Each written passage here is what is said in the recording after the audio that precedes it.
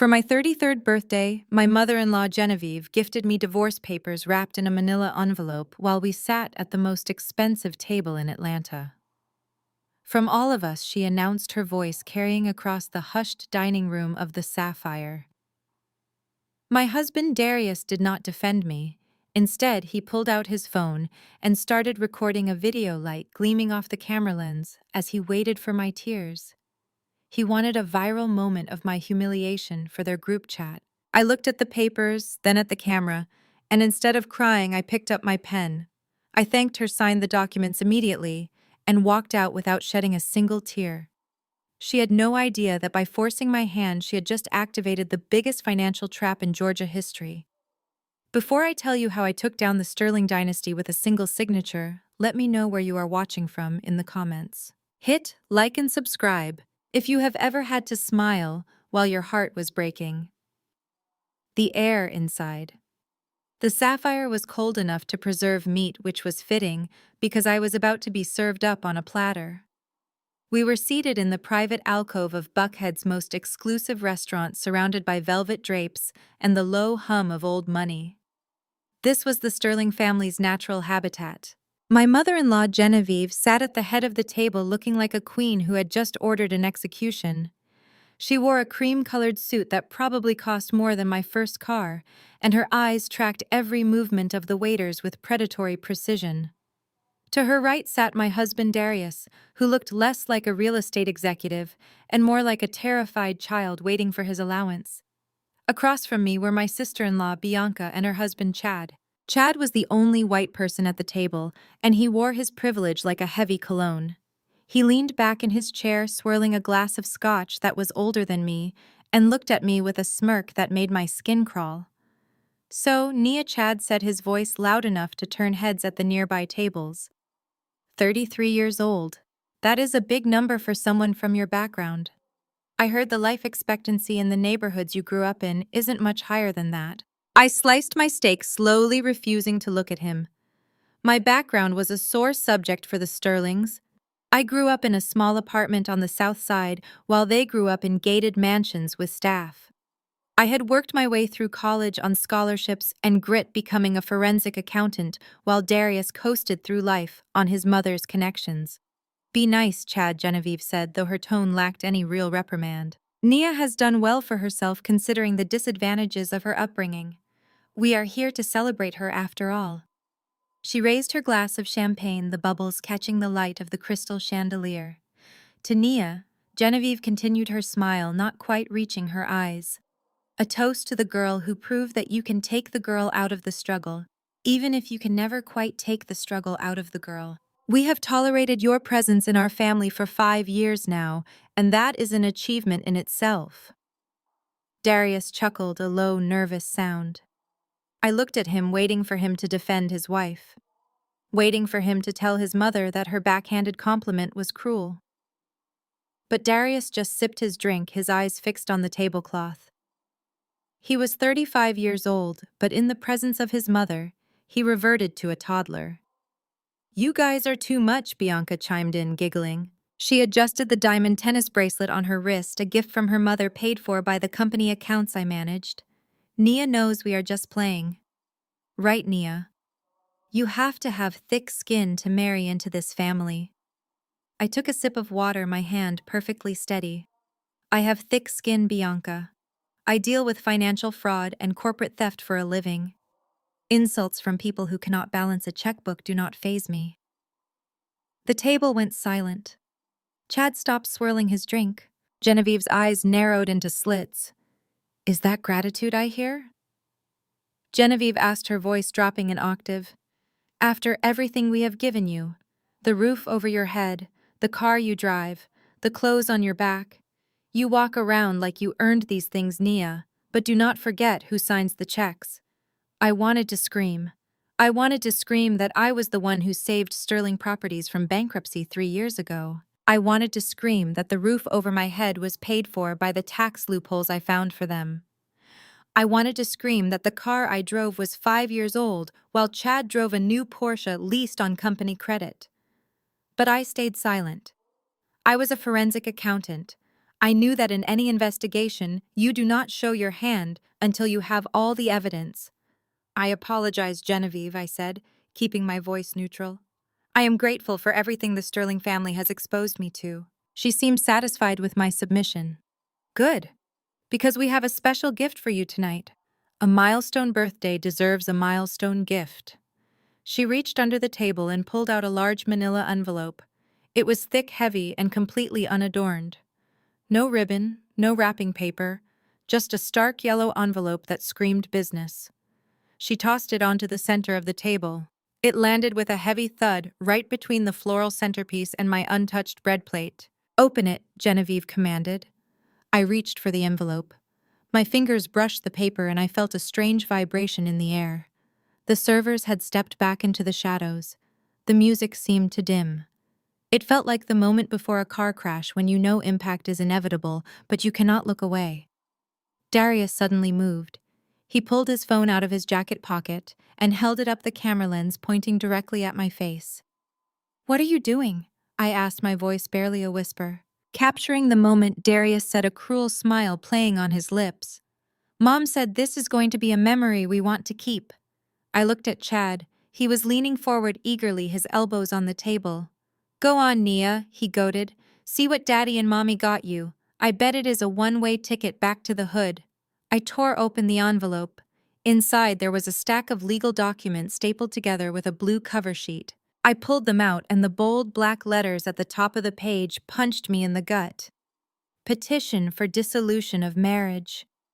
I froze. The words swam before my eyes. Divorce papers. On my birthday, at a dinner party. I looked up at Darius. He was still filming, the red recording light blinking like a warning signal. He wasn't looking at me with love or even regret. He was looking at his screen, checking the framing, ensuring the lighting was good enough for whatever group chat he planned to send this to. "Surprised," Genevieve said, clapping her hands together once. "We thought it was time to correct a mistake we made 5 years ago. You never belonged here, Nia. You were a temporary lapse in judgment. A diversity hire for our family photo album. But the contract is up." I looked back down at the papers. My eyes scanned the legal jargon with the speed of someone who reads contracts for a living. It was brutal. It was a total annihilation. The terms were clear. I was to leave the marital home within 24 hours. I would receive 0 alimony. I would have no claim to any future earnings of Sterling Properties. I would leave with only the personal items I brought into the marriage, which meant my old clothes and my student loan debt. "You signed a prenuptial agreement," Bianca reminded me, her voice dripping with sweetness. "Remember, we made sure of that." "You leave with nothing." Chad laughed, a barking sound that echoed in the room. "Nothing personal, babe. It is just business. You were a bad investment. Low yield, high maintenance, time to liquidate." I looked at Darius again. "Say something," I whispered. "Please, tell me this is a sick joke." Darius lowered the phone slightly, but he did not stop recording. "It is not a joke, Naya. Mom is right. We are just different. You are always working, always talking about budgets and audits. You are boring. And honestly, you're embarrassing me. My friends have wives who know how to relax, who know how to spend money, not just count it. I want a wife, not a compliance officer." The cruelty of it took my breath away. I had spent 5 years cleaning up his messes. I had hidden his gambling debts. I had fixed his credit score. I had managed the properties he was too lazy to visit. I was boring because I was the only adult in the room. Genevieve leaned forward, her face a mask of triumph. "There is a pen in the envelope, dear. Sign it. Save us the cost of a process server. If you sign now, we will let you keep the car. If you fight us, we will bury you in legal fees until you are living in a shelter." I looked at the pen. It was a cheap plastic ballpoint. Fitting.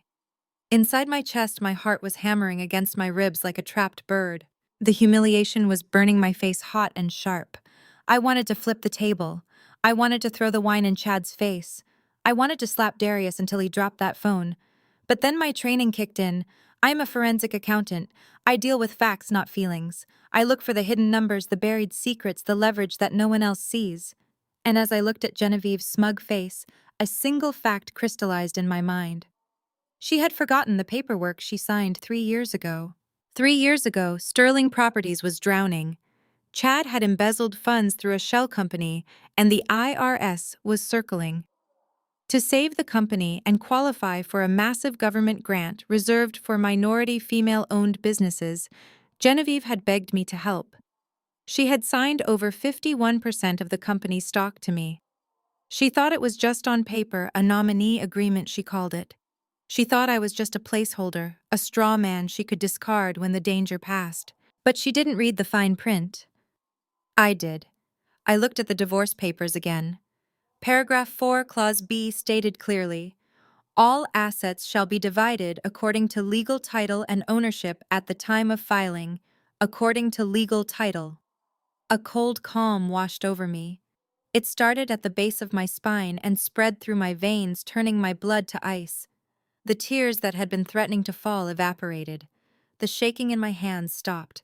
I reached into my purse. I did not use the cheap pen Genevieve provided. Instead, I pulled out my own Mont Blanc fountain pen, the one I bought for myself when I passed my certification exam. I uncapped the pen with a sharp click. You know what, Genevieve? I said, my voice steady and smooth as glass. You are absolutely right. Darius looked confused. He zoomed in on my face, expecting a breakdown. I am right, Genevieve asked, suspicious of my tone.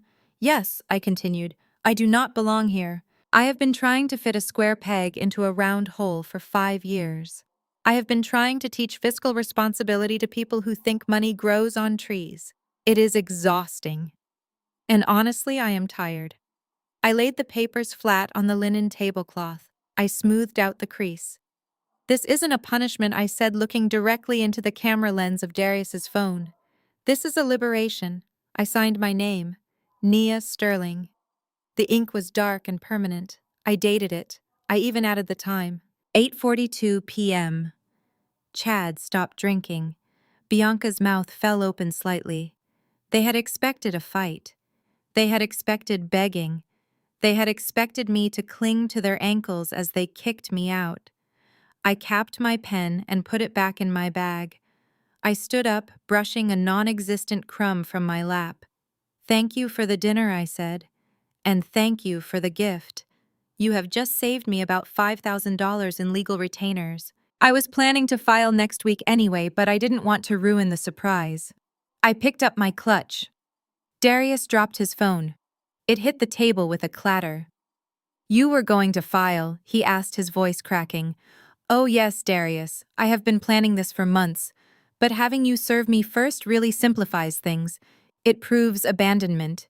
It proves hostile intent. It is perfect for the narrative. Where are you going? Genevieve demanded, standing up. We are not done here. You have to leave the keys. You have to give back the jewelry. I laughed.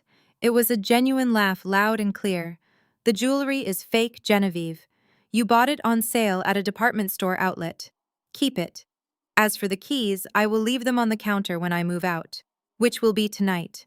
I turned to walk away. Wait, Chad yelled, his face turning red. You cannot just walk out of here. You have company laptops. You have passwords. We need access to the accounts.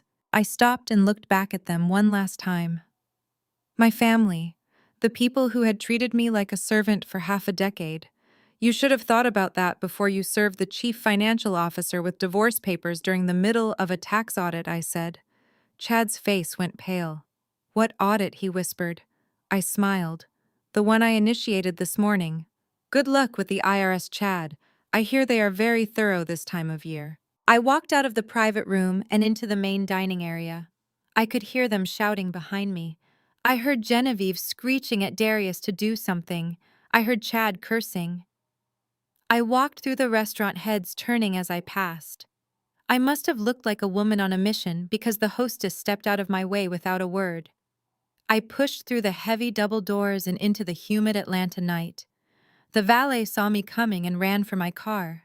As I waited, I pulled out my phone. I had one text message. It was from Bianca, sent 5 minutes ago, just before I signed the papers. It was a voice note. I played it holding the phone to my ear. You think you are so smart?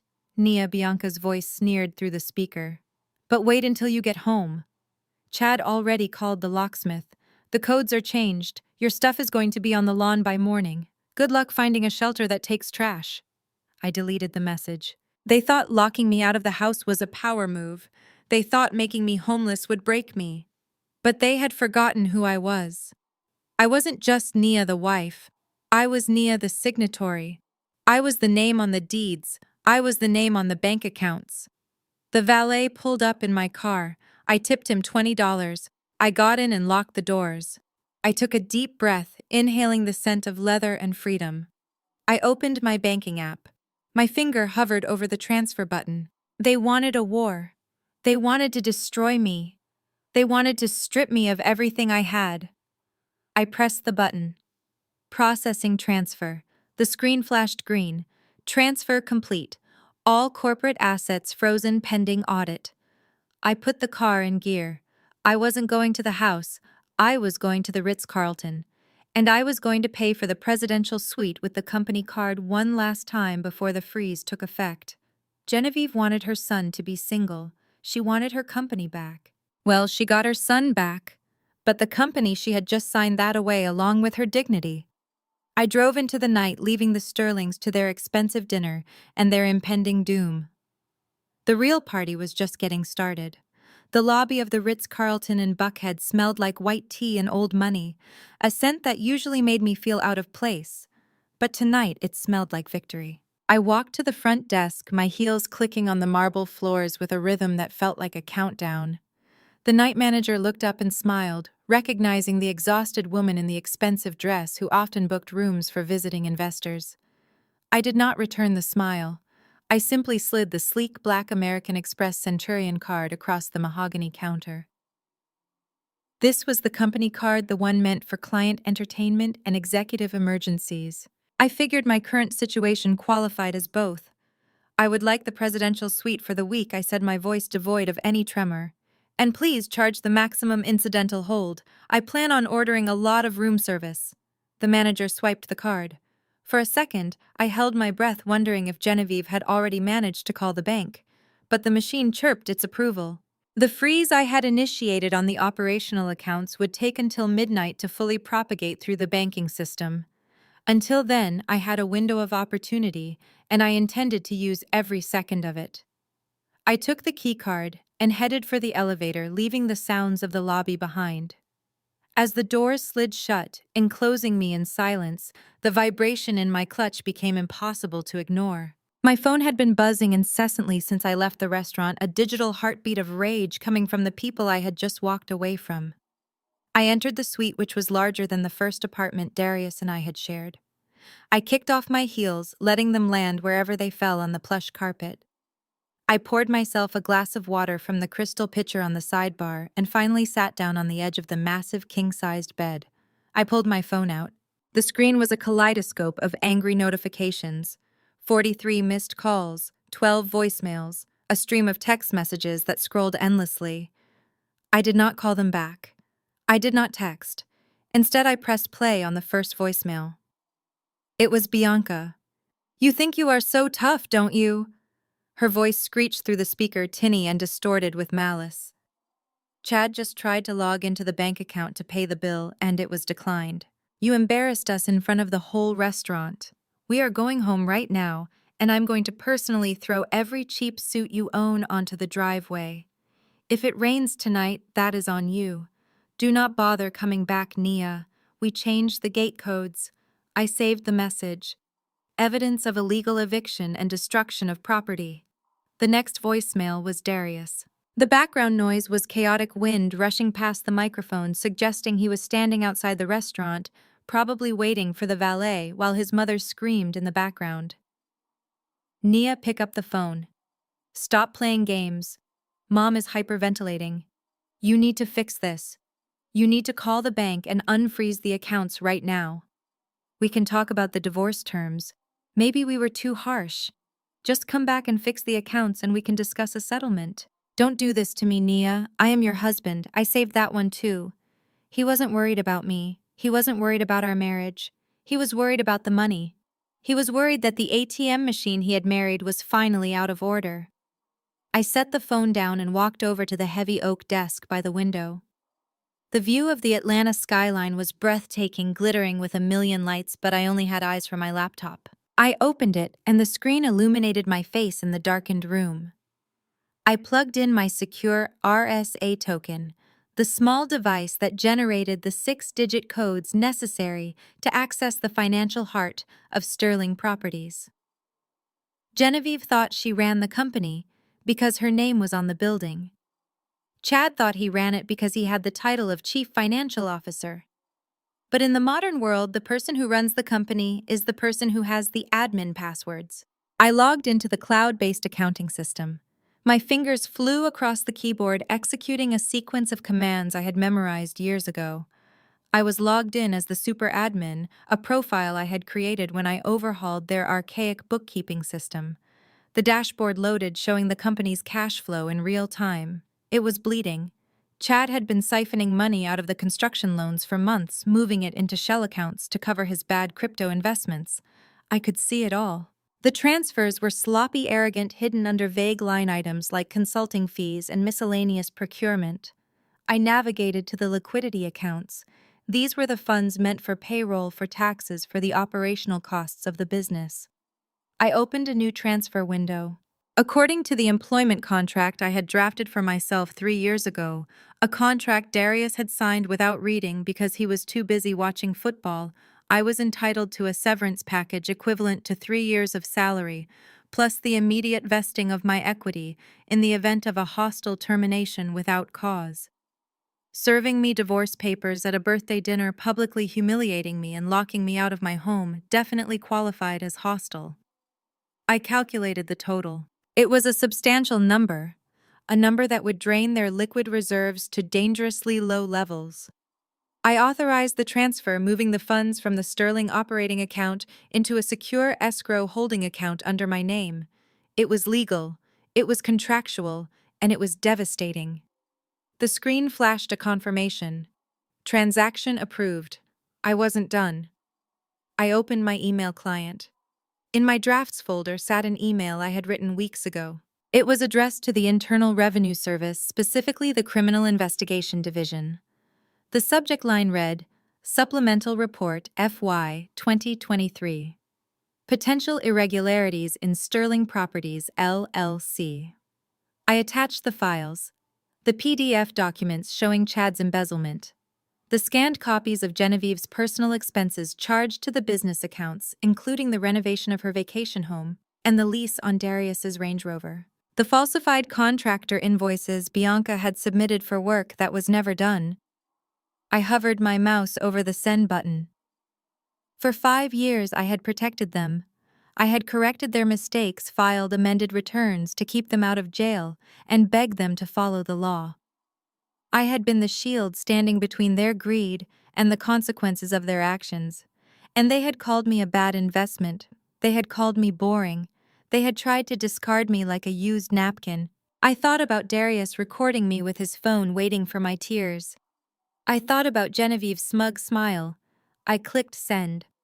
The email vanished from my outbox, whizzing through the digital ether straight to the federal government. It was done.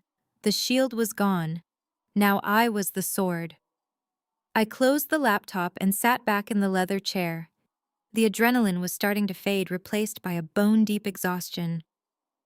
My phone was still buzzing on the bed, vibrating against the duvet. They were probably at the gate now, realizing the codes really didn't work, realizing the accounts were empty, realizing that the woman they thought was nothing had just become everything. I stood up and walked to the minibar. I took out a small bottle of champagne, popped the cork, and poured it into a glass. I walked to the window and toasted the city lights. "Happy birthday to me," I whispered. I took a sip. It tasted crisp and cold. Below me, the city of Atlanta slept, unaware that one of its most prominent families had just been erased from the ledger. I turned off my phone, tossing it onto the pile of pillows. Tonight I would sleep. Tomorrow the real audit would begin. While I settled into the silence of the hotel suite across town, the Sterling mansion was loud with the noise of premature celebration. I know this because I had installed the smart home security system myself 2 years ago, and naturally I was the only one who knew the administrative override codes. I opened my laptop and pulled up the live feed from the living room camera. The audio was crisp, the video definition strictly 4K. It was like watching a reality show where the contestants did not know they had already been eliminated. Darius and Chad were in the main salon, sprawled out on the Italian leather sofas that I had picked out. The air was thick with cigar smoke and the clinking of crystal.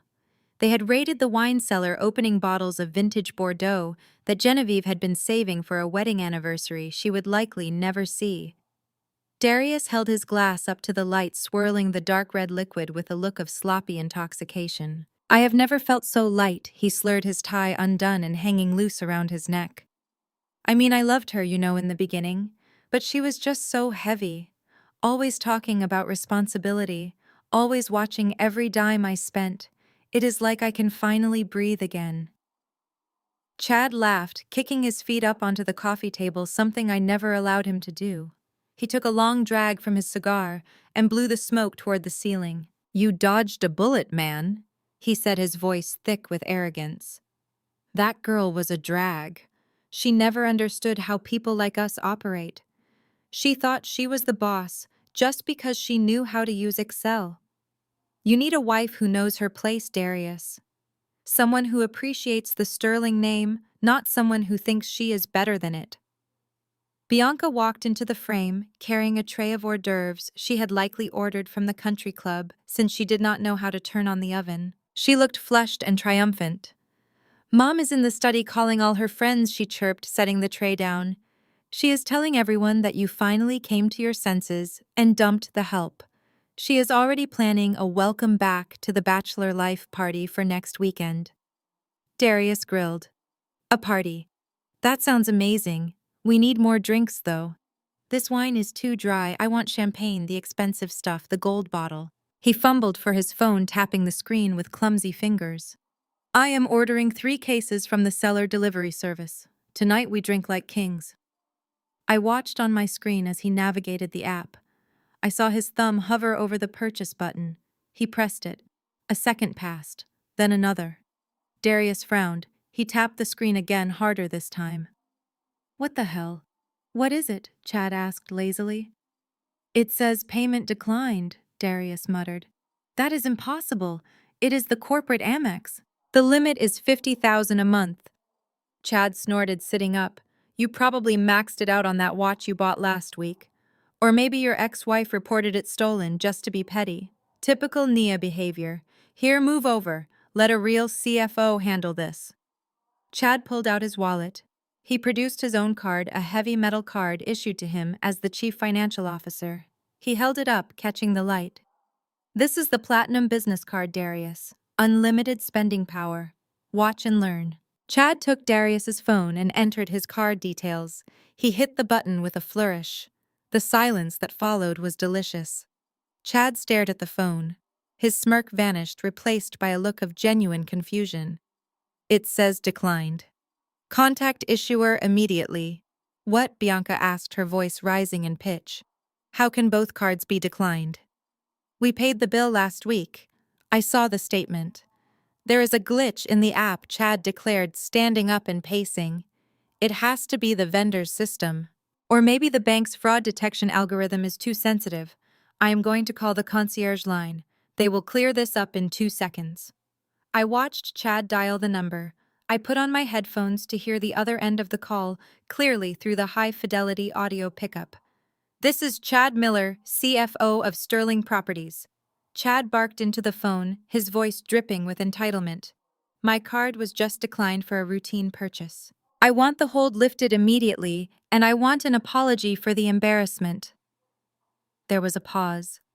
Then the voice of the automated operator was replaced by a human being. But it wasn't the usual sycophantic concierge. The voice was cold, professional, and detached. "Mr. Miller, for security purposes, I need you to verify your social security number and the tax ID of the business." Chad rattled off the numbers impatiently. "Look, I do not have time for 20 questions. Just turn the card back on." "Mr. Miller," the voice on the line said, and even through the speakers I could hear the finality in it. I cannot reactivate this card. The account has been flagged. Flagged for what Chad demanded. I authorized the charge. It has been flagged for liquidation and audit, the representative said. All credit lines associated with Sterling Properties LLC have been suspended effective immediately.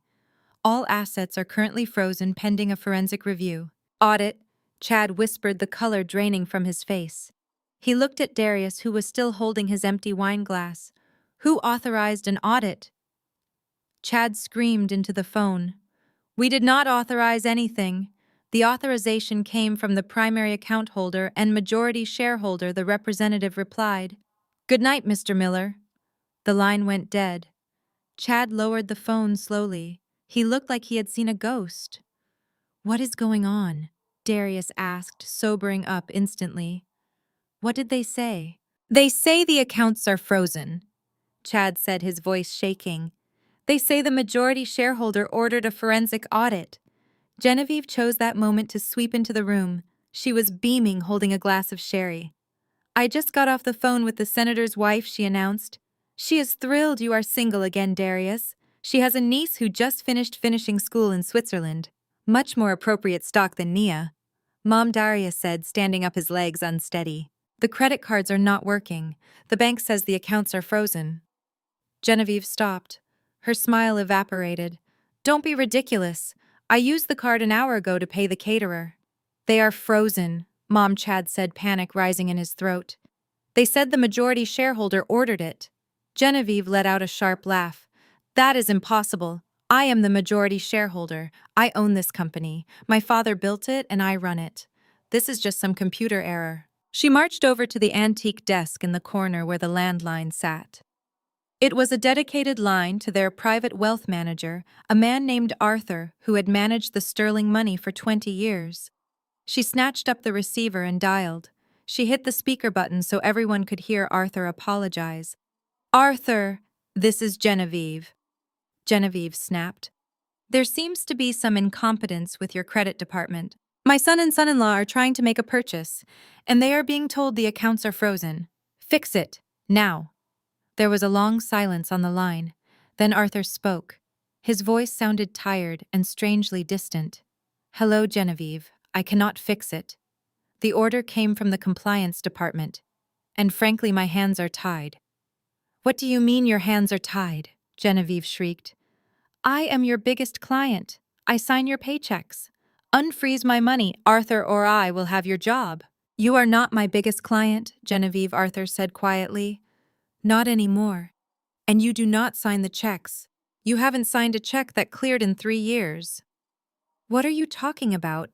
Genevieve demanded, gripping the edge of the desk. You need to check your corporate charter, Genevieve, Arthur said. Do you remember, 3 years ago? The tax incentives, the minority business enterprise grant you wanted so badly. The one that required 51% ownership by a minority woman. I leaned closer to my laptop screen, watching the blood drain from Genevieve's face. I remembered that day vividly. She had been desperate. The company was drowning in debt Chad had racked up. The government contract was the only lifeline. She had come to me begging me to sign the papers. It was just a formality, she had said then. Just a piece of paper to show the government. We will draft a side letter that gives me the power back. But she never drafted the side letter. She was too lazy, too arrogant. She thought I was too stupid to understand what I was signing. She thought I was just a loyal dog who would never bite the hand that fed it, even if that hand was beating me. I know what I signed, Genevieve sputtered. It was a nominee agreement. Naya is just a placeholder. She holds the shares in trust for me. No, Arthur said, and I could almost hear him shaking his head. I reviewed the documents this evening, Genevieve. The transfer was absolute. It had to be absolute to qualify for the federal grant. You transferred 51% of Sterling Properties to Nia Sterling. Unconditionally, irrevocably. Legally, she owns the company. The room went silent. The only sound was the hum of the refrigerator and the heavy breathing of 4 people realizing their lives were over. Genevieve slumped into the desk chair. But She is my daughter-in-law. She wouldn't. She signed divorce papers tonight. She is gone. Yes, Arthur said. And before she left, she exercised her right as the majority shareholder to freeze all assets pending a full investigation into financial irregularities. She flagged transactions going back 5 years, Genevieve. She flagged the renovation on your lake house. She flagged Chad's crypto withdrawals. She flagged everything. The word audit hung in the air like a guillotine blade. Arthur. Arthur, you have to help us, Genevieve whispered, her voice trembling. If they look at the books, if the IRS sees the books, I cannot help you. Arthur said, his voice cold. I have already received a subpoena, Genevieve. I have to turn over the files. Do not call me again. My lawyer has advised me to sever all contact. The line clicked and went dead. The busy signal echoed through the opulent room, a harsh rhythmic tone that sounded like a countdown. Chad dropped onto the sofa, his head in his hands. We are going to jail, he moaned. She knows about the shell companies. She knows about the offshore accounts. She is an accountant, for God's sake. She knows where all the bodies are buried. Darius looked at his mother. Mom, tell me this isn't true. Tell me you didn't give her the company. Genevieve stared at the phone receiver in her hand as if it had turned into a snake. I thought she was stupid, she whispered. I thought she was just happy to be here. I thought she would do whatever I told her. Bianca started crying. What about my allowance, she wailed. What about my lease? How am I going to pay for my trainer? Genevieve stood up slowly. Her face was gray. She looked old suddenly. The vitality and arrogance that usually sustained her had vanished, leaving behind a frightened elderly woman. We need a lawyer, she said, her voice cracking. We need the best lawyer in Atlanta. We will sue her. We will say she tricked me. We will say she embezzled the shares. With what money? Mom, Chad asked, looking up, his eyes red and wild. We have no money. The accounts are frozen. We cannot even pay a retainer. We cannot even buy gas for the cars. Genevieve looked around the room, her eyes darting frantically from the expensive furniture to the art on the walls. We have assets, she said, desperate. We have this house. We have the jewelry.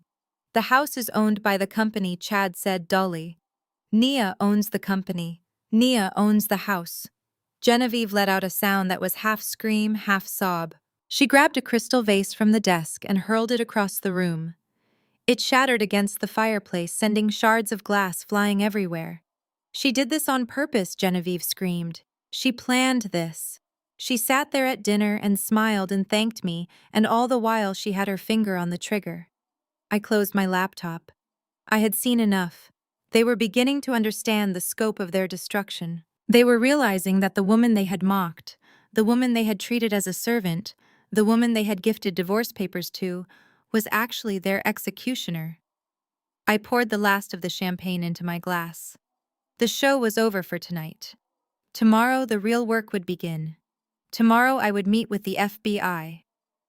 But for now I slept the sleep of the just, knowing that in the mansion across town nobody was sleeping at all. The ringtone cut through the silence of the presidential suite like a fire alarm. It was 2 a.m. I was standing on the balcony wrapped in a plush white robe, watching the traffic on Peachtree Road far below. The bottle of champagne was half empty, and for the first time in 5 years, my shoulders were not hunched with tension. I looked at the phone screen. It was Darius. I let it ring. Once, twice, 3 times. I wanted him to sit in that silence. I wanted him to feel the distance between us, a distance that was no longer measured in miles, but in power. Finally, I swiped the screen and put the phone on speaker, setting it down on the glass table beside my champagne flute. Hello, Darius, I said. My voice was calm, almost bored. It was the voice I used for IRS auditors and difficult vendors. Nia. His voice was a wet, frantic mess. He was drunk. I could hear it in the slurring of his consonants, the heavy, jagged breathing. Nia, baby, you have to stop this. It is not funny anymore. Mom is losing her mind. She is throwing things. She broke the antique vase in the hallway. You have to fix it. Call the bank. Tell them it was a mistake. I took a slow sip of champagne. The bubbles fizzed on my tongue, sharp and cold. There is no mistake, Darius, I said. The bank is simply following protocol. When a majority shareholder suspects embezzlement and fraud, it is their fiduciary duty to freeze assets. You know this. You went to business school, or at least you paid for the degree. Don't give me that corporate speak, he shouted, and I heard the phone fumble, likely switching hands. You are not the majority shareholder. You are the accountant. You are the help, Nia. You signed a piece of paper 3 years ago to help Mom get a government contract. That is it. It was a technicality. I laughed. It was a low, dry sound. A technicality, I repeated. Is that what they told you? Is that what Genevieve told herself so she could sleep at night while treating me like garbage?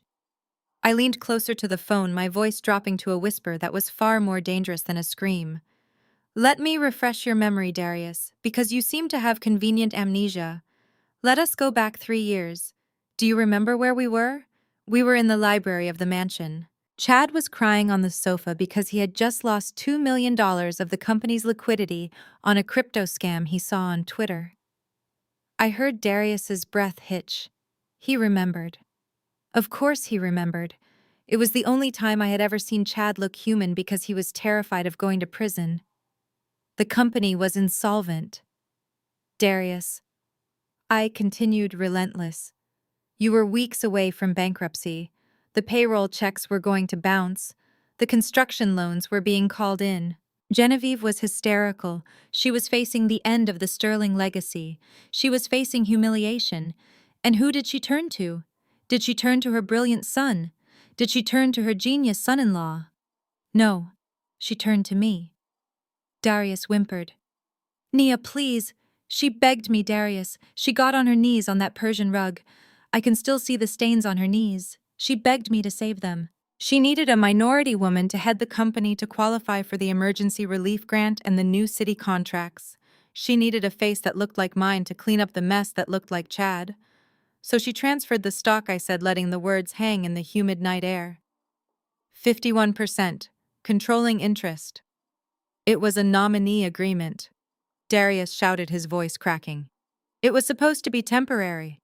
You were supposed to give it back when the audit period was over. Supposed to, I mocked. That is the funny thing about legal documents, Darius. Intentions do not matter. Signatures matter. Words matter.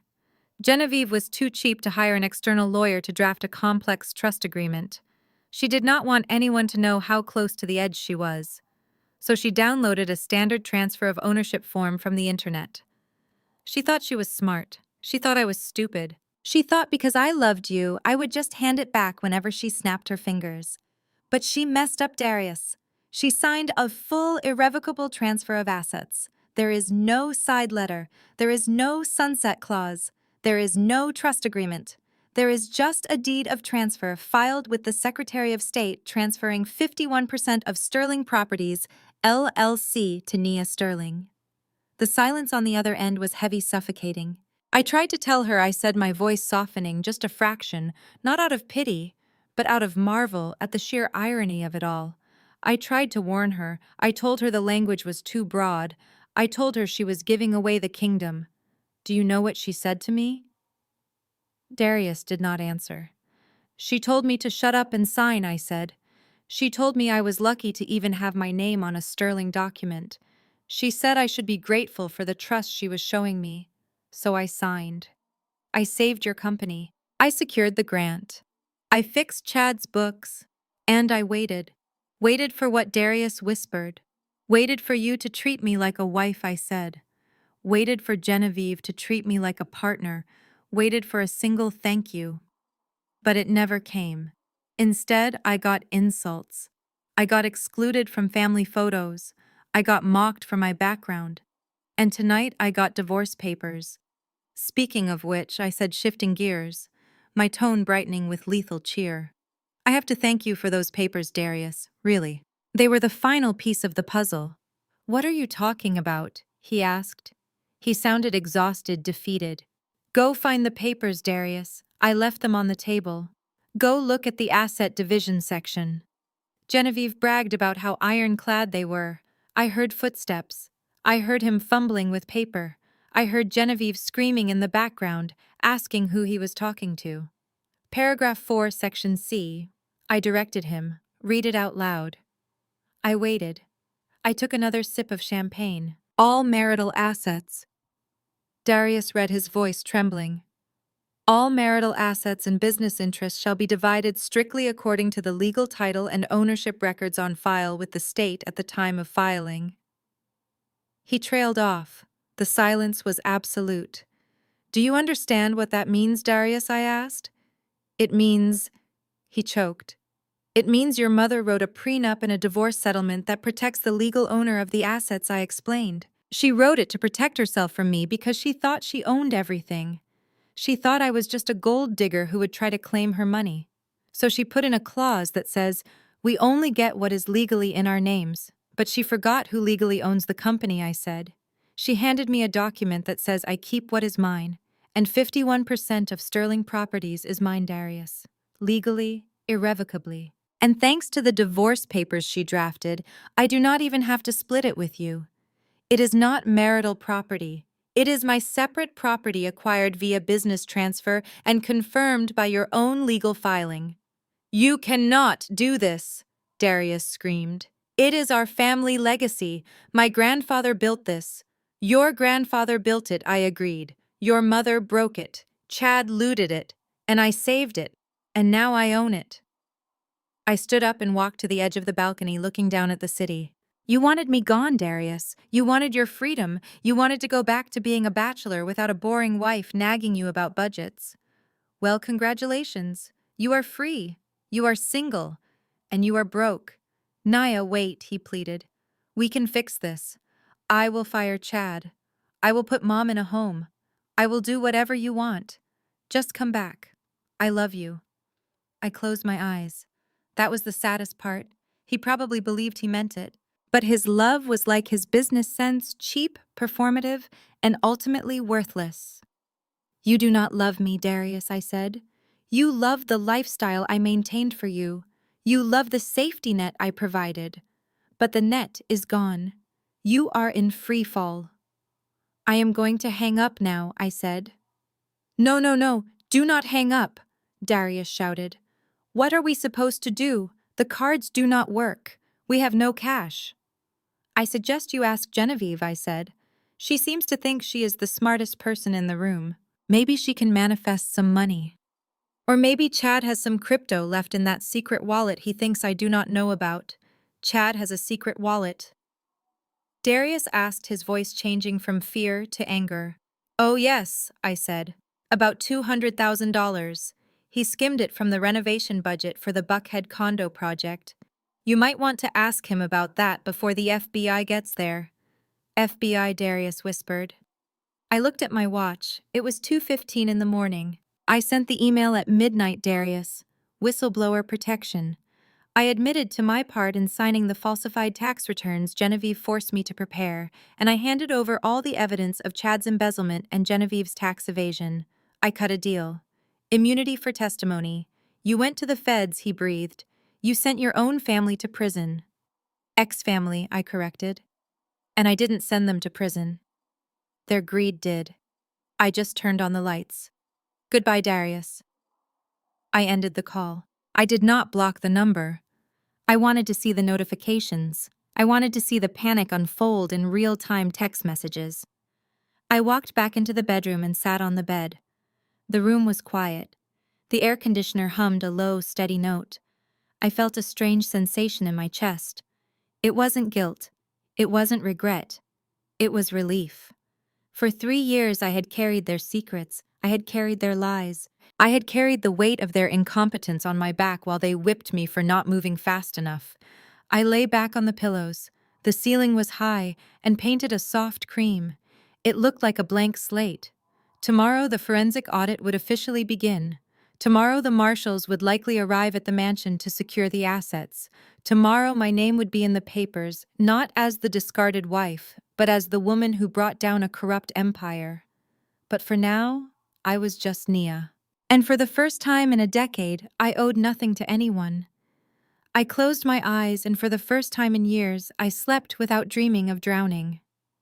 The conference room on the 45th floor of Henderson and Associates smelled of mahogany polish and intimidation. It was designed to make people feel small. The floor-to-ceiling windows offered a panoramic view of Atlanta, a city that Genevieve Sterling believed she owned, but from up here, the cars looked like toys, and the people were invisible. I walked in precisely at 9 in the morning. I was wearing a tailored crimson suit that I had bought with my own money 5 years ago. Red is a power color. It is the color of warning signs. It is the color of blood in the water.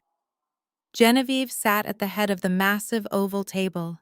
She had clearly spent the morning trying to repair the damage to her appearance, but the stress lines around her mouth were deep. Darius sat to her right, looking like a man waiting for a sentencing hearing. Bianca was scrolling nervously on her phone, probably checking if her credit cards had been reactivated yet. And then there was Chad. Chad sat with his legs crossed, ankle over knee, displaying his Italian loafers. He looked remarkably confident for a man who had just learned his company was insolvent. But that was Chad. He possessed the unearned confidence of a mediocre white man who had failed upward his entire life. He saw me enter and offered a tight, pitying smile. Mr. Henderson, the senior partner of the firm, stood up. He was a man who cost $800 an hour. He had silver hair, a tan that came from a bottle, and a reputation for burying his clients' enemies under mountains of paperwork. Mrs. Sterling, please have a seat, Henderson said, gesturing to the lone chair on the opposite side of the table. My clients have retained me to address the severe breach of trust and potential criminal misappropriation of assets regarding Sterling Properties. I sat down. I placed my leather portfolio on the table. I did not open it. I folded my hands and looked at Henderson.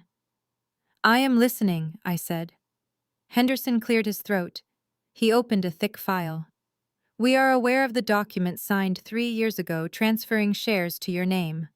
However, we are prepared to argue that this transfer was made under duress, and with the understanding of it being a nominal arrangement for regulatory purposes. By freezing the corporate accounts and transferring liquidity to an escrow account, you have committed what we believe to be a breach of fiduciary duty and theft. Genevieve nodded vigorously. She stole my company, she hissed. She tricked me. Henderson held up a hand to silence her. We are prepared to file an injunction immediately, he continued. We will also be filing a civil suit for conversion of funds. However, Mrs. Sterling is willing to offer you a way out. If you return the funds immediately, resign your position, and sign over the shares, we will agree not to press charges for embezzlement. We will even allow you to keep the severance package outlined in your original employment contract, minus legal fees, of course. I looked at them. They really thought this was going to work. They thought they could bully me with big words and expensive suits. Before I could respond, Chad leaned forward. He couldn't help himself. He needed to be the smartest person in the room. Let me break this down for you, Nia. Chad said, his voice dripping with condescension. I know you are good with a calculator and you know how to balance a checkbook, but corporate law and high finance are a different animal. You are out of your depth here. He stood up and walked over to the whiteboard as if he were about to teach a class. You see, Nia, what you did is called piercing the corporate veil. He lectured using the term completely incorrectly. You commingled assets. When you move that money, you basically admitted that you do not know how to run a sophisticated enterprise. These accounts are part of a complex leverage structure. By freezing them, you have triggered liquidity covenants with our lenders. You are going to bankrupt the very thing you are trying to steal. He chuckled, shaking his head. Look, I get it. You saw a lot of zeros and you got excited. It is a lot of money for someone like you. But wealth management requires a certain pedigree. It requires understanding the nuance of business relationships. You cannot just lock the doors and keep the money. That is not how the real world works. I watched him speak. I watched the way he gestured with his hands, the way he looked at Darius for approval, the way he smirked at me. He was enjoying this. He thought he was explaining nuclear physics to a toddler. So here is the deal, Chad said, leaning his hands on the table and looming over me. You sign the papers, you give back the keys, and maybe I will put in a good word for you. Maybe we will not ruin your credit score so badly you cannot rent an apartment. You walk away, Nia. Go back to doing taxes for small businesses. Leave the empire building to the men who know what they are doing. He sat back down, looking satisfied. Genevieve looked triumphant. Darius just looked at the floor. I waited a beat. I let the silence stretch until Henderson shifted uncomfortably in his chair. Are you finished, Chad? I asked quietly. Chad rolled his eyes. Yeah, I am finished. Sign the papers.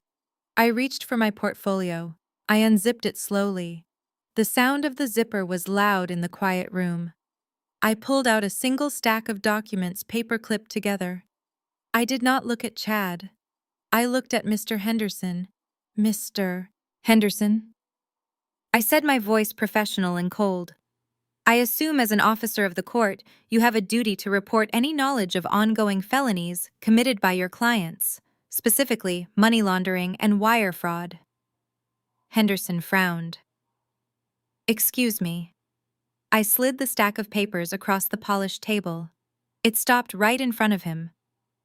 You mentioned high finance, Chad, I said, turning to my brother-in-law. Let us talk about the West Side Revitalization Project. Chad froze. His face, which had been flushed with arrogance, suddenly drained of all color. That was a $20 million government grant earmarked for affordable housing. I continued speaking to the room, but keeping my eyes on Chad. It was a project designed to build apartments for low-income families in the district I grew up in. It was the flagship project for Sterling Properties last year. I looked at Genevieve. You remember that project, don't you, Genevieve? You cut the ribbon. You gave a speech about giving back to the community. You cried on the local news. Genevieve looked confused. Yes, it was a beautiful ceremony. What does this have to do with you stealing my company? I pointed to the documents in front of Henderson. Mr. Henderson, if you look at page 3, you will see a series of wire transfers authorized by your client Chad Miller acting as CFO. These transfers, totaling $2.3 million, were sent to a consulting firm called Zenith Solutions, based in the Cayman Islands. That is a legitimate vendor, Chad shouted, jumping up. They provided architectural consulting. Sit down, Chad, I snapped. My voice cracked like a whip. He sat. Zenith Solutions, I continued, does not have any architects. In fact, according to the incorporation papers I pulled from the Cayman Registry, Zenith Solutions has exactly one employee. A woman named Svetlana, who incidentally shares an address with an online crypto gambling exchange. Darius looked up. His eyes were wide. Crypto, he whispered. I turned the page for Henderson. Here are the bank records, I said. I traced the money flow. The $2 million went from the affordable housing grant into Zenith Solutions, and from there it was transferred into a personal crypto wallet. And do you know what that wallet was used for? I looked at Bianca. It wasn't used for architecture, Bianca. It wasn't used for business. I pulled out a glossy photograph and slid it across the table. It showed a bright yellow Lamborghini Urus. He bought a car, I said. He bought a $300,000 SUV. And he leased a penthouse apartment in Midtown for a 22-year-old Instagram model named Kiki. Bianca let out a strangled sound. She grabbed the photo. Her hands were shaking. Chad, she screamed. You told me that car was a company lease. You told me you were working late at the office. It is a lie. Chad yelled, his voice high and panicked. She forged these. She is trying to frame me. Mr. Henderson, look at the metadata, I said calmly. Look at the IP addresses. Look at the authorization signatures. They are all Chad. He embezzled $2 million from a federal housing grant. That is not just theft, Mr. Henderson, that is wire fraud, that is money laundering. And because it was federal money, that is a direct ticket to federal prison, mandatory minimum sentencing.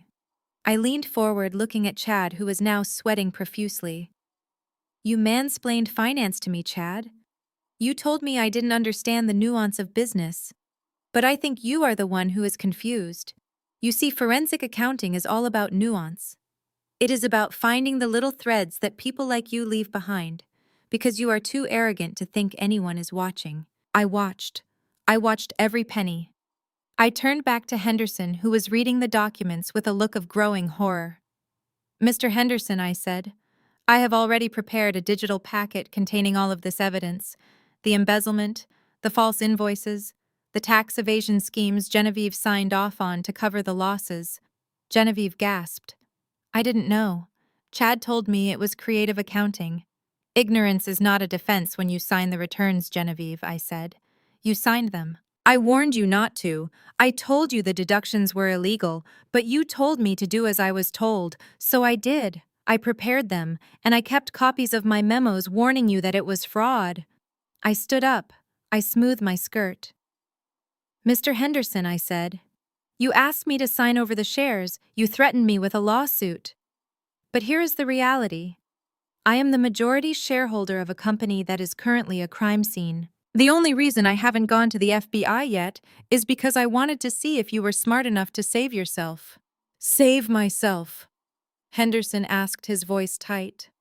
"Yes," I said, "because right now you are representing a criminal enterprise.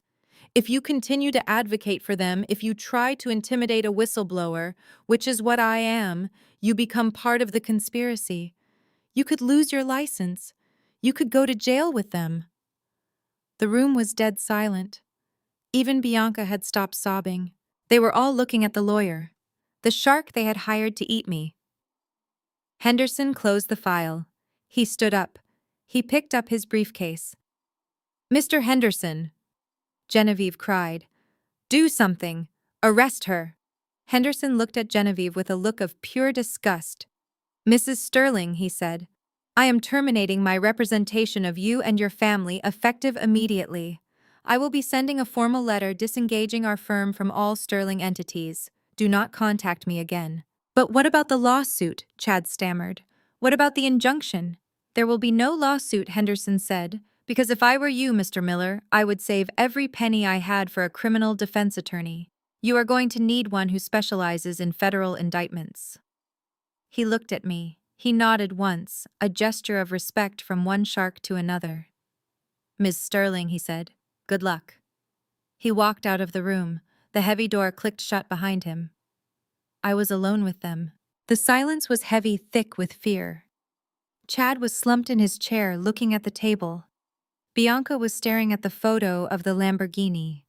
Darius was looking at me with a mixture of awe and terror. And Genevieve, the matriarch, the queen. She was trembling. "You wouldn't," she whispered. "You wouldn't send us to prison. We are family." I picked up my portfolio. I zipped it shut. "Family," I repeated, tasting the word. "Family doesn't give you divorce papers for your birthday, Genevieve. Family doesn't mock your background. Family doesn't steal from the poor to buy sports cars for their mistresses." I walked to the door. "I have a meeting," I said. I checked my watch. "In 1 hour." "With who?" Darius asked, his voice barely a croak. "With the FBI." I lied. Or maybe it wasn't a lie. Maybe it was a promise. I hadn't called them yet. But the phone was in my hand. "You have 1 hour," I said. 1 hour to decide if you want to do this the hard way or the fatal way. I walked out. I didn't look back. I heard Chad start to cry. It was a pathetic sound, but to me it sounded like music. Back in the hotel suite, I refilled my glass with the last of the champagne and maximized the window on my laptop screen. The camera feed from the Sterling Mansion living room was crystal clear. It was like watching a silent film of a shipwreck. They had just returned from the lawyer's office. The drive must have been excruciating. I imagined the silence in that expensive SUV, the kind of silence that is heavy enough to crush your lungs. They walked into the living room, and for a moment nobody moved. They just stood there in their expensive clothes, looking at the wreckage of their lives. The room was beautiful, filled with art and custom furniture, but the energy was toxic. It was a mausoleum of greed. Genevieve was the first to move. She walked over to the sideboard and poured herself a drink, her hand shaking so badly the crystal decanter rattled against the glass. She downed it in one gulp. Then she turned slowly to look at Chad. Chad was trying to make himself small on the sofa. He had lost all his swagger. The arrogance that usually radiated off him like heat waves was gone, replaced by the clammy sweat of a man who knows he is cornered. "You stole from me," Genevieve said. Her voice was low, barely a whisper, but the high-fidelity audio picked it up perfectly. "You stole $2 million from the affordable housing grant." Chad looked up, his eyes darting around the room as if looking for an exit. "Genevieve, it was an investment," he stammered. "I was going to pay it back. I just needed liquidity to leverage a position in the market. It was a sure thing. I was doing it for the family." "For the family," Genevieve repeated. She walked toward him. Her steps were slow, deliberate. "You bought a Lamborghini, Chad. You rented an apartment for a girl younger than my daughter. Was that for the family too?" "It was a temporary allocation of funds," Chad insisted, standing up, trying to regain some height, some authority. "Look, Nia is twisting the narrative. She is manipulating the data. We can fix this. I just need access to the offshore accounts. If you give me the codes, I can move some assets around and cover the hole before the audit goes deep." Genevieve stopped right in front of him. She looked up at him. She was a foot shorter than him, but in that moment she looked 10 feet tall. "There are no offshore accounts, you idiot," she screamed. Nia froze them all. "There is nothing to move. You spent the money. You spent the grant money. Do you know what that means? It means when the feds come, they are not just coming for the company. They are coming for me. They are going to think I authorized it." She raised her hand and slapped him. It wasn't a theatrical slap.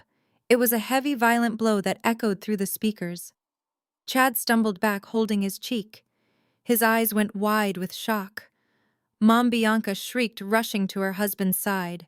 She grabbed Chad's arm, glaring at her mother. "Stop it! You cannot hit him! He is stressed. He made a mistake." "A mistake?" Genevieve laughed, a sound that was devoid of any humor.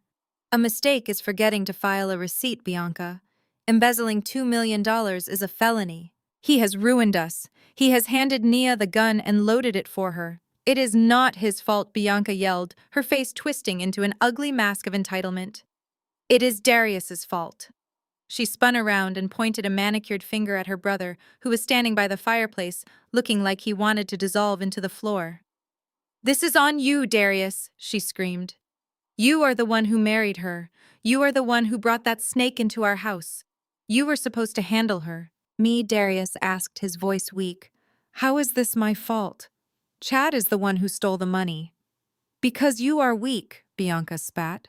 "You let her take over. You let her get into the books. You were supposed to be the man of the house, Darius. You were supposed to keep her in check.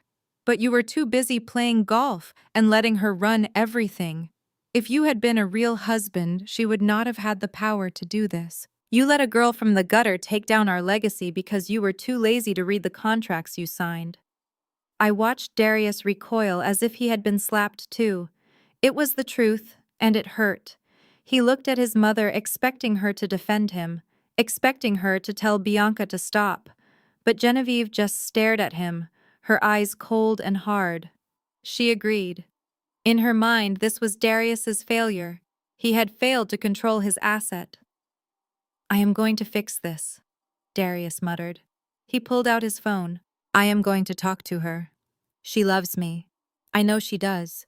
She is just hurt. I can talk her down." He turned and walked out of the living room, heading for the terrace. He needed privacy. He needed to work his charm. I watched him leave the frame on my laptop screen. A second later, my phone lit up on the bed beside me. Incoming call, Darius Sterling. I let it go to voicemail. I wasn't ready to talk to him yet. I wanted him to sweat. I wanted him to feel the desperation clawing at his throat. A minute later, my phone chimed with a text message. "Nia, please pick up. I am so sorry. I know I messed up today. Mom pressured me into the divorce papers. I didn't want to do it. I love you. We can work this out. I will go to therapy. I will do whatever you want. Just please stop the audit. Please come home." I read the words and felt a wave of nausea. It was so predictable. the gaslighting, the shifting of blame, the empty promises. He was rewriting history, trying to paint himself as the victim of his mother's ambition rather than a willing participant in my humiliation. He thought he could charm me one last time. He thought I was the same woman who had forgiven him for forgetting our anniversary, for spending our savings on a boat we didn't need, for leaving me alone at parties while he networked with socialites. But that woman was gone. She had died the moment she signed those papers. I picked up my phone. I didn't type a reply. Words were useless with men like Darius. He would just twist them. He needed something he couldn't argue with, something undeniable. I opened my encrypted folder. I scrolled past the financial documents, past the tax returns, past the evidence of fraud. I found the folder labeled Miami. I selected a single photo. It was taken a month ago outside the W Hotel in South Beach. The resolution was high enough to see the sweat on his forehead. Darius was standing by the valet stand.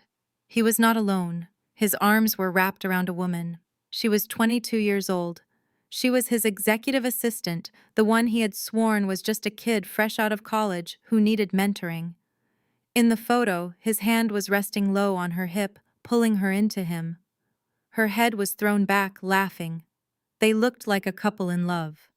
They looked like two people who didn't have a care in the world. I had hired a private investigator to take that photo the moment I saw the charge for the flight on the company card.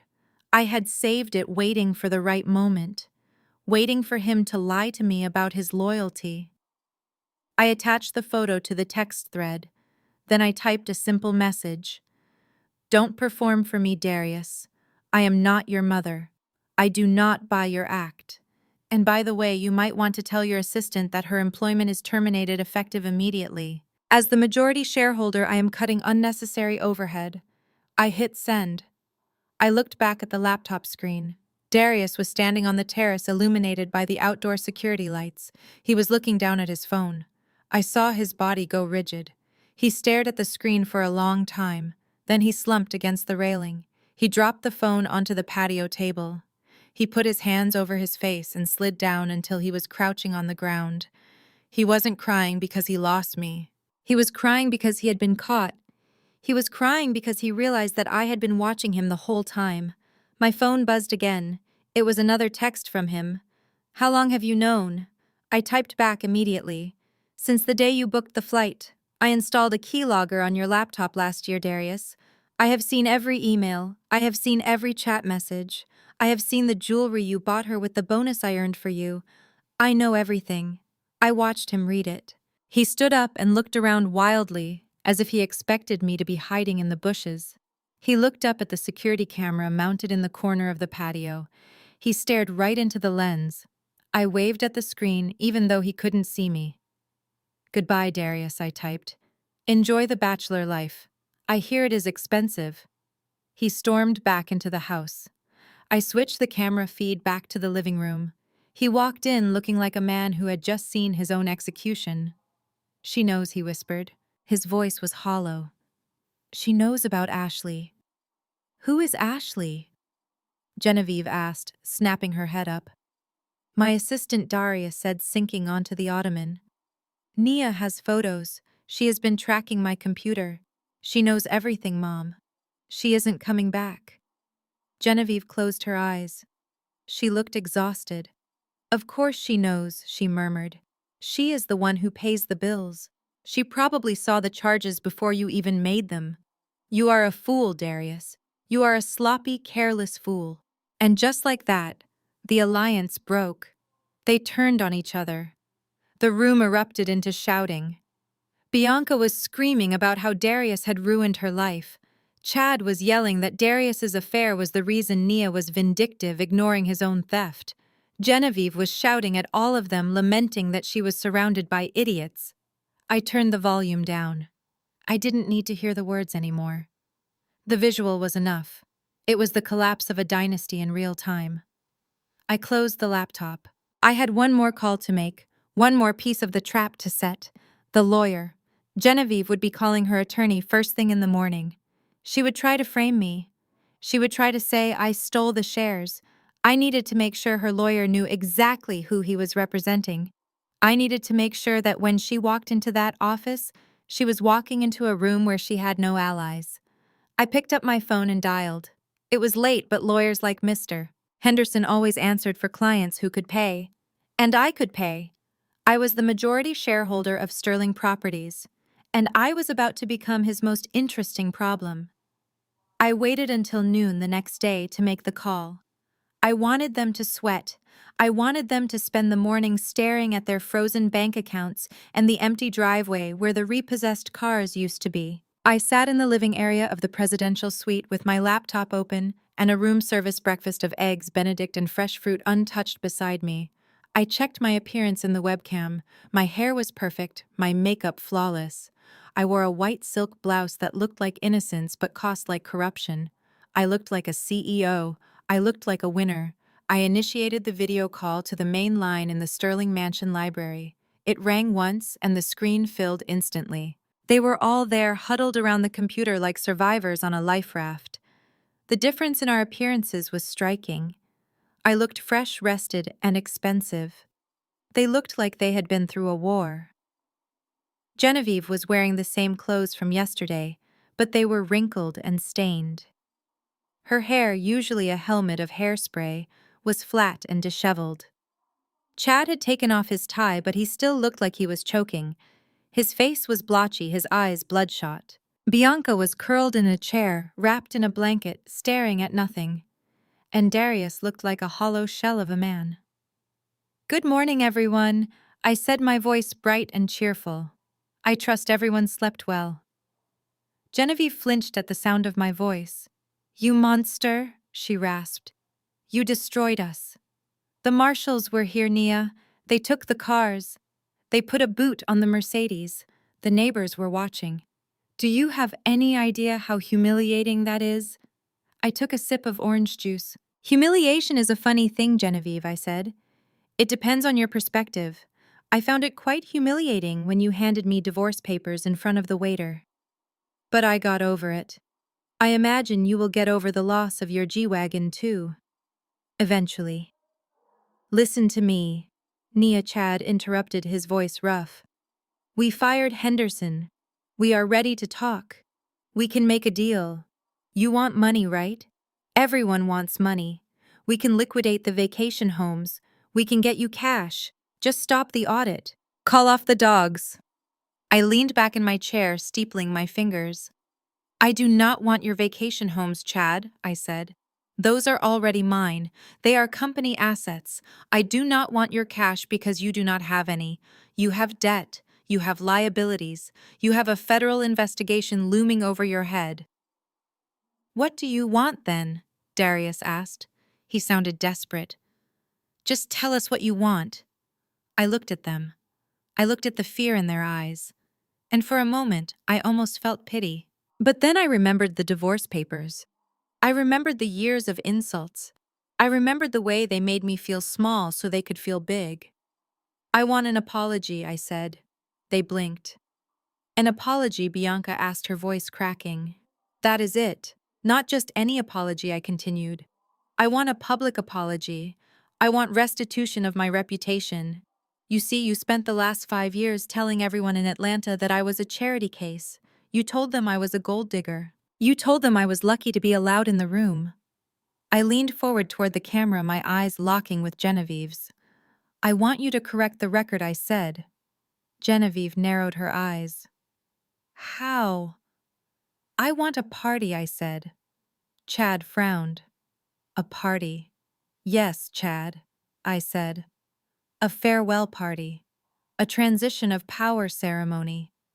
I want you to rent the grand ballroom at the St. Regis for this Saturday night. I want you to invite everyone. The partners, the investors, the city council members, the press, everyone who matters in this city." "And what happens at this party?" Genevieve asked suspiciously. "You are going to give a speech," I said.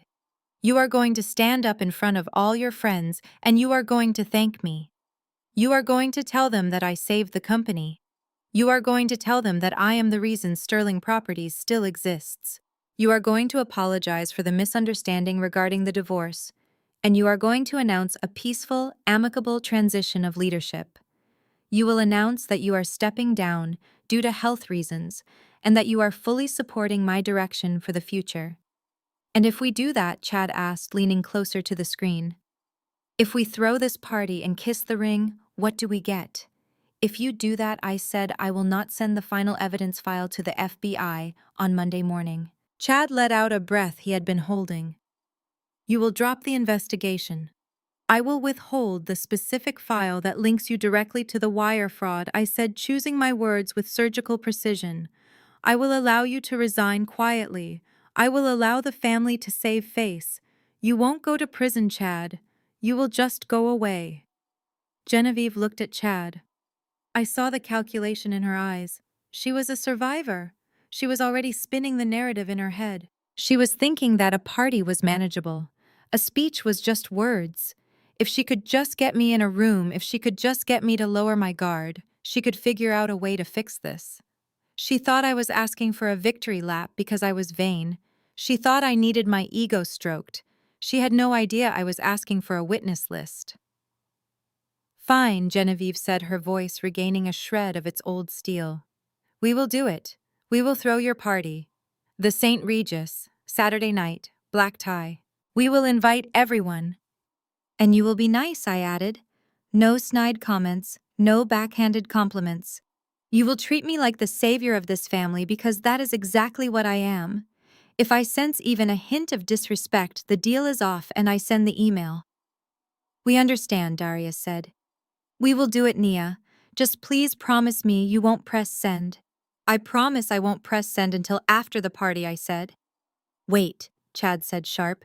You said you wouldn't send it at all. I said I wouldn't send it on Monday, I corrected smoothly.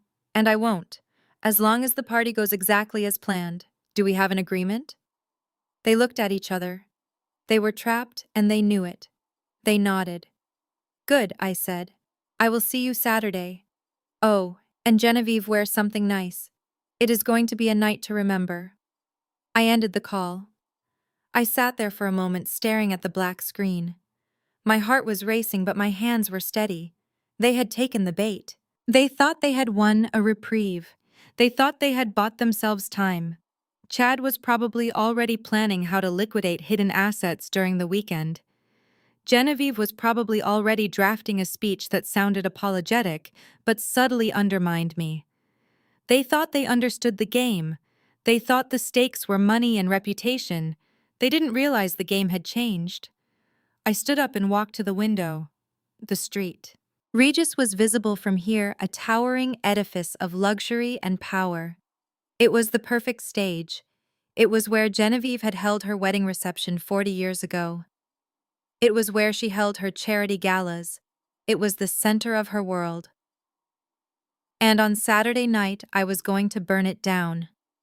I wasn't going to the FBI on Monday, because I had already gone to them this morning. I had met with Agent Miller in a coffee shop in Midtown at 7 a.m. I had given him everything, the hard drives, the emails, the wire transfer receipts. I had signed the whistleblower affidavit. The investigation was already open. The warrants were already being typed.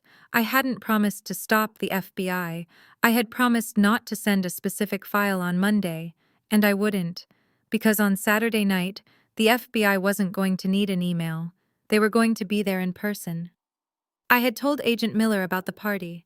I had told him that all the suspects would be in one room. I had told him that if he wanted to make a splashy arrest that would guarantee him a promotion, he should come to the St. Regis at 9 o'clock.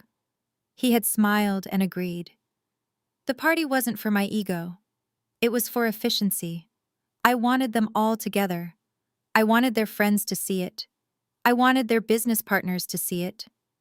I wanted the world to see the Sterling family in handcuffs in their evening gowns and tuxedos. I wanted the image to be seared into the social consciousness of Atlanta forever. I picked up my phone and dialed the concierge. This is Ms. Sterling in the presidential suite, I said. I need to book a stylist for Saturday, and a makeup artist. I need a dress.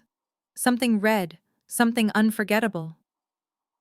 Red. Genevieve hated red. She said it was vulgar. She said it was a color for women who needed attention.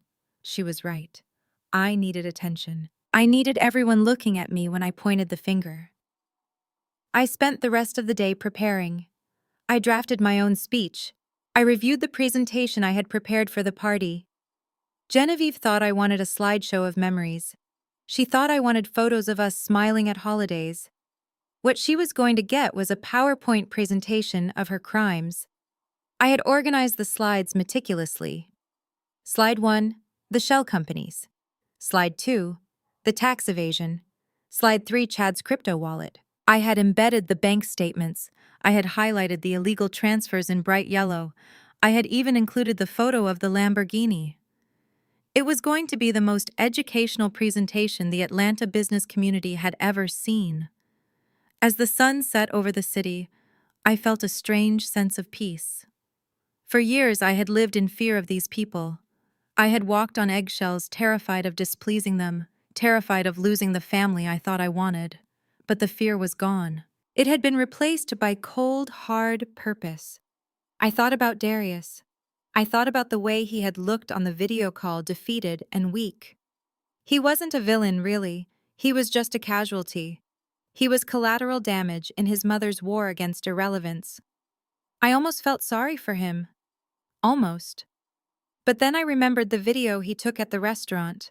I remembered the way he checked the lighting while his mother destroyed my life. I remembered the text messages to his mistress. He had made his choice. He had chosen to be a spectator to my pain. Now he would be a spectator to his own ruin. Saturday was coming. The stage was set. The actors knew their lines even if they didn't know the ending of the play. I poured a glass of water and toasted my reflection in the mirror.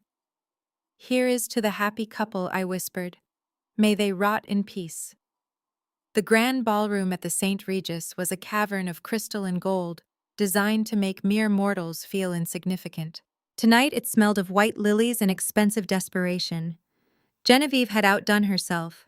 She had liquidated the last of her personal jewelry collection to pay for this night. I knew this because I had seen the pawn shop transaction alert on her personal account before I froze it. She had filled the room with the elite of Atlanta: senators, real estate moguls, tech giants, the people whose opinions she valued more than her own soul. The theme was black and white. It was severe. It was elegant. It was a funeral for her dignity, though she did not know it yet. I watched from the shadows of the mezzanine for a moment before making my entrance. I wanted to see them perform, and what a performance it was. Genevieve stood near the ice sculpture which was carved in the shape of the Sterling Properties logo. She was wearing a black velvet gown that buttoned to her chin, a picture of mourning matriarchal grace. She was holding court with a group of investors men who had no idea their money was currently sitting in an escrow account under my name. I adjusted the earpiece in my right ear. It was connected to the high-gain microphones I had planted in the floral arrangements earlier that day, via the catering staff I had bribed. I heard Genevieve's voice clear as a bell. "Oh yes, we are just so proud of Nia," she lied, her smile tight and practiced. "She has decided to step back from the daily grind of the CFO role. She wants to focus on philanthropy. We are transitioning her to a senior advisor position. It is better for her health. You know how fragile young women can be these days." The investors nodded, sipping their drinks, oblivious to the shark swimming in the water. "Fragile," I whispered to myself. I looked at Darius and Chad. They were standing near the bar, looking like two men waiting for a firing squad. They were both in tuxedos, but they wore them like straitjackets. Chad was sweating. He kept checking his phone, probably hoping for a miracle from his offshore bankers. But there were no miracles coming tonight, only consequences. Darius looked hollow. His eyes darted around the room, scanning the exits. He looked terrified. Good. He should be. It was time. I signaled the lighting technician in the booth. I had paid him $500 to follow my cues, not Genevieve's. The lights in the ballroom dimmed. A single spotlight hit the double doors at the top of the grand staircase. The doors swung open. I stepped into the light. I was not wearing black. I was not wearing white. I was not wearing the modest, sensible business suits Genevieve had forced me to wear for 5 years to look professional. I was wearing red. It was a blood-red silk gown that clung to my body like a second skin. It was backless. It had a slit that went up to my thigh. It was the kind of dress that started wars. It was the kind of dress a woman wears when she is burning a kingdom to the ground. The room went silent. The conversation died instantly. 300 heads turned to look up at me. I saw the shock on their faces. They barely recognized me. To them, I had always been the quiet accountant in the background, the diversity hire, the help. Tonight I was the main event. I began to descend the staircase. I walked slowly. I let the silk train of my dress flow behind me like a river of fire. I saw Genevieve's jaw drop. I saw the blood drain from her face. She hated red. She said it was vulgar. She said it was for women who lacked breeding. I locked eyes with her as I walked down. I smiled. It was not a nice smile. Darius looked at me with a mixture of lust and terror. He had never seen me like this. He had never bothered to look. I reached the bottom of the stairs. The crowd parted for me instinctively. I walked through them, my head held high. I could hear the whispers starting. Is that Nia?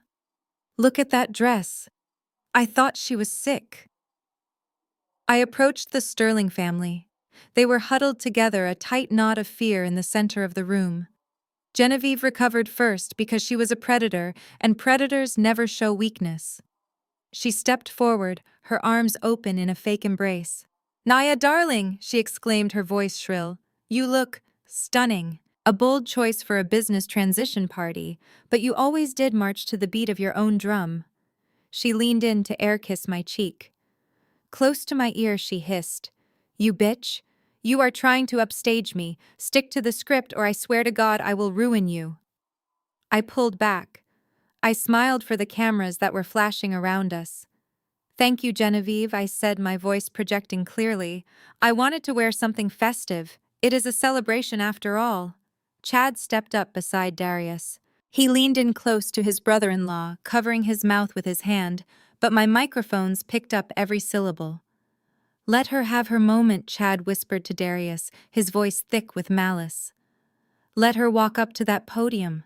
As soon as she steps down, as soon as she resigns, security is going to grab her.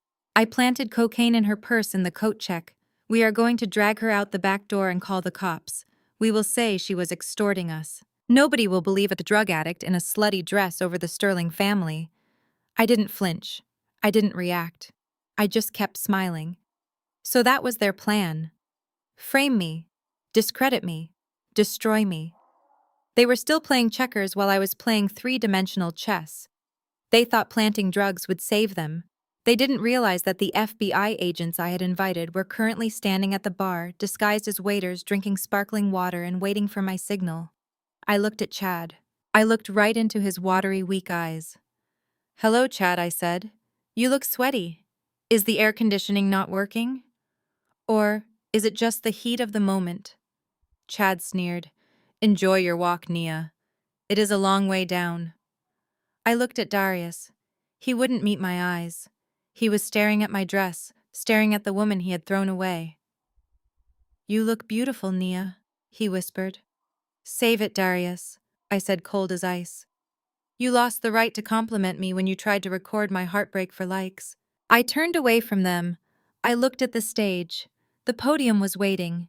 The microphone stands were gleaming in the spotlight. It was time to end this. I walked toward the stage. The click of my heels on the dance floor sounded like gunshots. The crowd watched me mesmerized. They knew something was happening. They could feel the tension in the air, the static electricity of imminent disaster. Genevieve hurried to the side of the stage, gesturing for the AV team to start the tribute video. She had prepared a slideshow, pictures of the building projects, pictures of the family, pictures that excluded me. It was supposed to play while I resigned. She nodded at me encouragingly, a manic look in her eyes. She thought she had won. She thought I was walking to my execution. I walked up the steps. I stood behind the podium. I gripped the sides of the wood. It felt solid, real. I looked out at the sea of faces, the wealthy, the powerful, the corrupt. They were all looking at me. I saw Chad signaling to the head of security, a burly man standing by the kitchen doors. I saw the security guard nod and start moving toward the stage. They were coming for me, but they were too late. I reached into my clutch. I didn't pull out a resignation speech. I pulled out a small remote control. I looked down at Genevieve in the front row. She was smiling, that tight, superior smile. I pressed the button. The screen behind me flickered. The logo of Sterling Properties vanished. The sappy music cut out with a screech of feedback, and in its place, a new image appeared. It wasn't a photo of a building. It wasn't a photo of the family. It was a bank statement. It was magnified 10 feet tall. It showed a wire transfer of $2 million. It showed the destination account. It showed the name on the account. Chad Miller. The room gasped. It was a collective sound, a sudden intake of breath that sucked the air out of the room. I leaned into the microphone. My voice boomed through the ballroom, amplified, powerful, undeniable. "Good evening, everyone," I said. "My name is Nia Sterling, and I am not here to resign. I am here to report a crime." I saw Chad freeze. I saw Genevieve's hand fly to her mouth. I saw Darius close his eyes. The doors at the back of the room burst open. But it wasn't security. It was a team of 12 men and women in blue windbreakers with yellow lettering on the back. FBI. The party was over. The audit had arrived. The silence in the ballroom was absolute, a heavy physical weight that pressed against the eardrums of 300 of Atlanta's wealthiest citizens. I stood behind the podium, the wood cool and smooth beneath my palms. The spotlight was hot on my face, but I felt cold. I felt precise. I looked down at Genevieve in the front row. She was still holding that frozen, encouraging smile, a mask that was starting to slip at the edges as the silence stretched on too long. She wanted me to speak. She wanted me to resign. She wanted me to disappear so she could reclaim her throne. I leaned into the microphone. My voice was steady, amplified to fill every corner of the room. Mother Genevieve always taught me that transparency is the key to success. Genevieve nodded graciously, accepting the compliment that she did not realize was a shovel. She taught me that a family legacy is built on truth. I continued, my eyes scanning the room, locking onto the nervous faces of the board members, the confused expressions of the investors. And tonight, in the spirit of that transparency, I want to show you exactly what the Sterling legacy looks like. I pressed the button on the remote in my hand. The massive LED screen behind me, which was supposed to be playing a montage of architectural triumphs and family picnics, flickered. The image changed instantly. It was not a photo. It was a complex digital flowchart, a forensic map of financial cancer. A collective gasp rippled through the room. It started in the front row and rolled back like a wave. On the screen, bright red lines connected the corporate accounts of Sterling Properties to a series of offshore entities.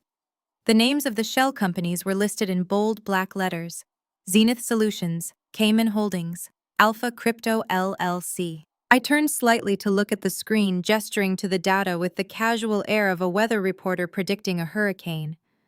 What you are seeing behind me is the flow of capital from the West Side Affordable Housing Grant. I explained, my voice calm and educational. $20 million of federal money intended to house the poor. You can see here where it enters the Sterling operating account, and here where it exits. I pressed the button again. The screen zoomed in on a specific node of the chart. It leaves the company through a series of invoices for consulting services that were never rendered, I said. And it lands here, in a private crypto wallet. I looked down at Chad. He had stopped breathing. His face was the color of old ash. That wallet is registered to a Mr. Chad Miller, the chief financial officer of this company, I said. And from there, the money flows into luxury car dealerships, high-end jewelers, and the lease on a penthouse apartment in Midtown that is certainly not his marital home. Bianca let out a scream. It was a short, sharp sound like an animal being stepped on. She looked at Chad. She looked at the screen. The denial in her eyes shattered, replaced by a horrific realization. But we are not done. I said, my voice cutting through the murmurs that were rising in the room. Because Chad was not working alone. A CFO cannot move that kind of money without executive approval. I pressed the button again. The screen shifted. Now it showed tax returns. Specifically, the returns for the last 5 years. Here we see the personal tax filings of Mrs. Genevieve Sterling, I narrated. You will notice the deductions for charitable giving. Millions of dollars donated to the Sterling Family Foundation. A noble gesture. Except for one small detail. I clicked the remote. A bank statement appeared. The foundation accounts are empty, I said. The money was transferred out within 24 hours of being donated. It was routed through a bank in the Cook Islands, a jurisdiction known for its lack of transparency, and from there it was used to purchase real estate in Europe under a pseudonym. I looked at Genevieve. She was gripping the arms of her chair so hard her knuckles were white. Her mouth was open but no sound was coming out. She looked like a fish on a dock gasping for air that wasn't there. This is tax evasion, I said simply. This is wire fraud. This is a conspiracy to defraud the United States government and the investors in this room. The room erupted. People were standing up, shouting, pointing. The investors were pulling out their phones, frantically calling their lawyers. The press photographers were in a frenzy, their flashes lighting up the stage like a strobe light. I raised my hand. Just a slight movement, but it commanded attention. Please, I said. I have one more announcement. The noise died down. They wanted to hear the rest. They were captivated by the disaster. You might be wondering why I am showing you this, I said. You might be wondering why the majority shareholder would publicly destroy her own company. I smiled. It was the smile of the woman who had signed the divorce papers at dinner. Because I am not the majority shareholder anymore. Darius stood up. What he shouted. I looked at him. Poor Darius. He was always the last one to get the joke. At 9 o'clock this morning, exactly 12 hours ago, I exercised my right as the owner of 51% of the voting stock of Sterling Properties, I said. I entered into a binding agreement to sell my entire stake in the company. Sell? Chad yelled, jumping up. You cannot sell. Who would buy this mess? I pointed the remote at the screen one last time. A logo appeared. It was a blue falcon, the logo of Vanguard Development, the biggest, fiercest rival of the Sterling family, a company Genevieve had hated for 30 years, a company she had sworn to destroy. I sold my controlling interest to Vanguard, I announced. They have been trying to acquire our prime real estate assets for a decade. Today they got them. I paused for effect. I sold the company for $1. The silence returned, heavier than before. $1, Genevieve whispered. Yes, I said. $1. And the assumption of all corporate liabilities. You see, Vanguard has a very aggressive legal team. They specialize in distressed assets. They know about the fraud. They know about the debt. And they are very excited to liquidate the remaining assets to recoup their losses. They are going to strip this company for parts. They are going to take the land. They are going to take the buildings. And they are going to leave the minority shareholders with absolutely nothing. I looked at the Sterling family. That means you, Genevieve. That means you, Darius. You own 49% of a company that effectively no longer exists. Your shares are worthless. Your assets are forfeit. You are bankrupt. Chad looked like he was going to vomit. Darius slumped back into his chair, his head in his hands. Genevieve looked at me with eyes full of pure, unadulterated hate. You bitch! She screamed.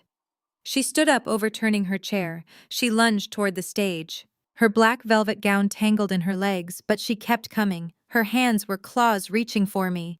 I call security! Chad shouted, pointing at me. Arrest her! She ruined us! Get her out of here! The side doors burst open. Heavy boots hit the floor. But it wasn't the hotel security. It was a phalanx of agents in blue windbreakers with yellow letters on the back. FBI. Behind them walked agents from the IRS Criminal Investigation Division. The crowd parted like the Red Sea. The agents moved with military precision. They swarmed the front row. Genevieve stopped her charge. She froze, staring at the badges, staring at the guns on their hips. Chad tried to run. He actually tried to scramble over the table, scattering crystal glasses and centerpieces. Two agents grabbed him before his feet even touched the floor. They slammed him onto the table face first into a plate of untouched salmon. "Chad Miller, you are under arrest for wire fraud, money laundering, and embezzlement," an agent barked, pulling Chad's arms behind his back. Genevieve stood trembling as a female agent approached her. "Genevieve Sterling, you are under arrest for tax evasion, conspiracy, and fraud." They cuffed her. The click of the handcuffs echoed through the ballroom louder than any music. They turned her around. She looked back at the crowd, at the friends she had tried to impress, at the society that was her lifeblood. She saw them taking photos. She saw them whispering. She saw the end of her life. Darius was not arrested. He wasn't smart enough to be part of the crimes. He sat there alone in the front row, watching his mother and his brother-in-law being dragged away. He looked up at me. There were tears running down his face. Why, he mouthed. I leaned into the microphone one last time. "Because I am a forensic accountant, Darius," I said, "and I always balance the books."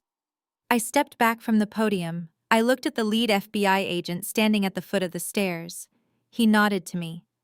"Ms. Sterling," he said loud enough for the front row to hear, "thank you for your cooperation. Your whistleblower agreement has been processed. You are free to go. Your immunity is confirmed." I nodded back. I walked down the stairs, not the way I came up.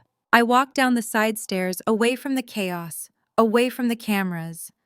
I walked past Bianca, who was sobbing hysterically on the floor. I walked past the investors, who were already on the phone with their crisis management teams. I walked past the waitstaff, who looked like they were enjoying the show more than anyone else. I walked out the back doors of the ballroom and into the kitchen. The noise of the party faded behind me, replaced by the clatter of pans and the shouting of chefs. I kept walking, out the service entrance, into the cool night air of the loading dock. My valet was waiting with my car. He looked at me, surprised to see me so soon, surprised to see me alone. "Leaving early, ma'am?" he asked. "The party is over," I said. I got into my car. It was an old sedan, 5 years old, reliable, paid for. It wasn't a Lamborghini, it wasn't a G-Wagon, but it was mine. I started the engine. I checked my bank account on my phone one last time. The whistleblower reward wouldn't come for months, maybe years. But the escrow account was secure. My severance was safe. I had enough. I had enough to start over. I had enough to build something real. I pulled out of the parking lot. I didn't look back at the St. Regis. I didn't look back at the flashing blue lights of the police cars converging on the entrance. I drove onto Peachtree Road, heading north, heading toward the airport, heading toward Paris. Genevieve had given me divorce papers. She had wanted me to leave, so I left, and I took her world with me. 6 months have passed since the night of the red dress, and the lights of the St. Regis ballroom feel like a distant memory. But the aftershocks of that evening are still reshaping the landscape of Atlanta. I read the news of the sentencing in the morning paper while drinking coffee on the balcony of my new penthouse. It was a front-page story. The fall of the Sterling Empire was the kind of tragedy the public loved to consume, a morality play written in bold ink. Genevieve Sterling and Chad Miller were sentenced yesterday. The trial was short. The evidence I provided was so comprehensive, so meticulously organized, that their high-priced defense team barely put up a fight.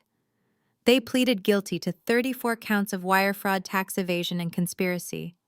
The judge was not lenient. He called their actions a gross violation of public trust and a predation on the community they claimed to serve. 10 years. That was the sentence. 10 years in a federal penitentiary. I saw the courtroom sketches. Genevieve looked small. The arrogance that had defined her existence had been stripped away, leaving behind a frail woman in a gray suit. She wasn't wearing jewelry. She wasn't wearing designer labels. She was just a number now. Chad reportedly wept when the gavel came down. He tried to blame Genevieve until the very end, claiming he was just following orders, but the paper trail of his Lamborghini and his penthouse told a different story. They were escorted out in handcuffs, two thieves who thought they were royalty. They say living well is the best revenge. But seeing your abusers face justice is a close second. The collateral damage was extensive. Vanguard Development moved quickly just as I knew they would. They liquidated Sterling properties within 90 days. The cranes are already moving in on the land where the Sterling office used to be. They are tearing it down to build a shopping complex. The name Sterling will be erased from the skyline as if it never existed. And then there are the survivors, Darius and Bianca. They were not charged with crimes. Incompetence is not a felony, and being a spoiled brat is not against the law. But the financial devastation was total. The government seized the assets obtained through fraud, which meant everything. The mansion was foreclosed upon last month. I heard the auction was humiliating. Strangers walk through the rooms where Genevieve used to hold court, picking over the furniture and bidding on the silver. Bianca moved in with a friend from college, sleeping on a couch in a studio apartment. Her Instagram account, which used to be a shrine to her luxury lifestyle, has been silent for months. And Darius. Poor Darius. The man who wanted a wife who knew how to relax. I saw him last week. I didn't mean to. I was walking through the Lenox Square Mall picking up a gift for a client. I passed a shoe store, a mid-range chain store, the kind that smells of rubber and discount polish. And there he was. He was kneeling on the floor, fitting a sneaker onto the foot of a screaming toddler. He was wearing a uniform polo shirt that was a size too small. His hair was thinning. He looked tired. He looked defeated. He looked like a man who had spent his entire life waiting to inherit the world, only to find out he had been written out of the will. I watched him for a moment. I watched him force a smile for the customer. I watched him endure the disrespect of a stranger. It was the same fake smile he used to give me when he asked me to fix his credit score. He looked up. Our eyes met through the glass display window. For a second, he froze. He saw the tailored suit I was wearing. He saw the confidence in my posture. He saw the woman he had thrown away standing tall while he was on his knees. I didn't wave. I didn't smile. I just turned and walked away. I didn't feel joy. I didn't feel sadness. I felt nothing. He was just a stranger who sold shoes. My life, however, has become something entirely different. 2 weeks ago, a check arrived from the United States Treasury. It was my whistleblower award. Under the federal statutes, I was entitled to a percentage of the funds recovered by the IRS and the seized assets. $2 million. It was more money than Darius had ever earned in his life. It was more money than Genevieve had left after her lawyers were paid. I didn't buy a sports car. I didn't buy a vacation home. I took that money and I invested it in the one thing the Sterlings never understood: value. I opened my own firm. It is called Sterling Shield. I kept the name. I earned it. But the mission is different. We are a boutique financial consultancy exclusively for women. We specialize in premarital asset protection, forensic audits for divorce proceedings, and financial literacy for women entering high net worth families. My waiting list is already 3 months long. Every day, women walk into my office, women who are being gaslit by their partners, women who are being told they are crazy for asking where the money goes, women who are being handed legal documents they don't understand. I sit with them. I hold their hands. And then I open my laptop and I find the truth. I am the shield they never had. I am the weapon they need. I am sitting in my new office now. It is on the 35th floor of a glass tower in Midtown. The view is spectacular. I can see the entire city of Atlanta stretched out before me. The sun is setting, painting the sky in shades of purple and gold. The air conditioning hums a quiet note of success. My desk is made of reclaimed wood, solid and real. My phone vibrates on the desk. The sound is loud in the quiet room. I look at the screen. Incoming call, Darius. I stare at the name. It has been 6 months. He must have found my new number, or maybe he called my office line and the receptionist put him through to voicemail, but he is trying his luck on my cell. I wonder what he wants. Does he want money? Does he want forgiveness? Does he want to tell me that he misses the way I used to organize his life? Does he want to ask if I saw him at the shoe store? It doesn't matter. I lean back in my chair. I take a sip of sparkling water. I watched the phone ring. I could block him. I could answer and tell him to go to hell. I could scream at him for the years of neglect, for the video he took at the restaurant, for the way he let his mother abuse me. But that would require energy. That would require emotion. And Darius Sterling is no longer worth my energy. Indifference is the ultimate revenge. I let it ring. The vibration rattles the ice in my glass. I smile. It is a genuine smile. A smile that reaches my eyes. The ringing stops. The screen goes dark. He is gone. I turn back to my computer. I have a client coming in at 5. She thinks her husband is hiding assets in a shell company in Nevada. I have already found the account numbers. I have already found the transfer receipts. I am about to change her life. I type my password. I open the file. I am Nia Sterling. I am the CEO of my own life, and business is good. The most powerful lesson from Nia's victory is that financial literacy is the ultimate form of self-defense. While the Sterlings operated on arrogance and image, Nia operated on facts and documentation. Her journey teaches us that silence is not submission. Often it is the sound of a strategy being formed. We learn that we cannot control how others treat us, but we can control our leverage. Never beg for a seat at a table where you are not respected. Instead, build your own table and make sure you own the building it stands on. If you believe in the power of keeping your receipts and knowing your worth, hit subscribe and share this story with someone who needs a reminder of their own strength